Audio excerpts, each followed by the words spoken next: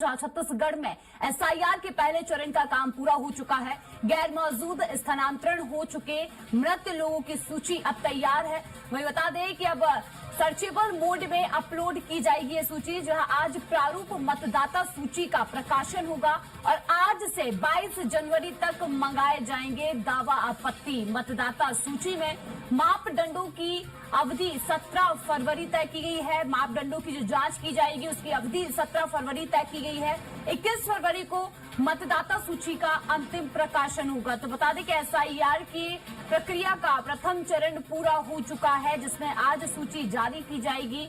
छत्तीसगढ़ में एसआईआर के पहले चरण का काम पूरा हो चुका है और इसे लेकर जो सूची सर्चेबल मोड में अपलोड की जाएगी। और चूंकि बता दें कि इस सूची के जरिए गैर मौजूद स्थानांतरण हो चुके और मृत लोगों की सूची तैयार हो चुकी है और ये जो सूची तैयार की गई है इसमें जो नाम शामिल रहेंगे उन नामों को हटाया जाएगा।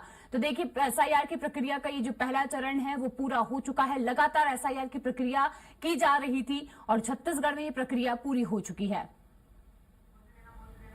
तो बता दें कि अब गैर मौजूदा और मृत लोगों की सूची तैयार की जा चुकी है। इतना ही नहीं बल्कि स्थानांतरण हो चुके लोगों की सूची भी अब आ चुकी है। चलिए और अधिक जानकारी लेंगे। राहुल अग्निहोत्री हमारे साथ जुड़ चुके हैं। राहुल, देखिए, एसआईआर की प्रक्रिया का प्रथम चरण पूरा हो चुका है, सूची जारी करने की बात भी सामने आ रही है। क्या कुछ तैयारी एसआईआर की प्रक्रिया के जरिए प्रथम चरण में देखने को मिलेगी?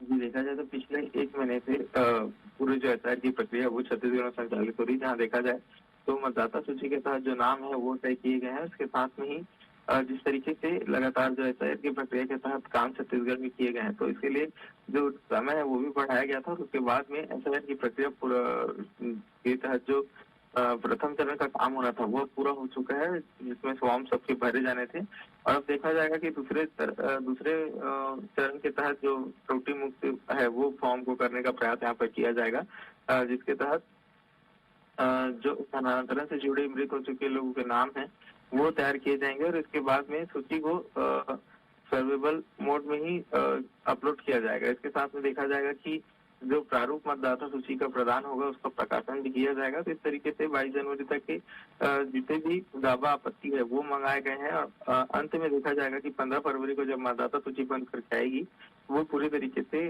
ठीक होगी और उसमें और वही मतदाता सूची के आधार पर जो चुनाव है वो लड़े जाएंगे। जी बिल्कुल राहुल, और देखिए जिस तरीके से सूची जारी हुई है उससे ये भी साबित होता है कि जो लाखों नाम है हटाए जाने हैं उसे लेकर भी जानकारी सामने आएगी। फिलहाल तमाम जानकारी के लिए आपका धन्यवाद।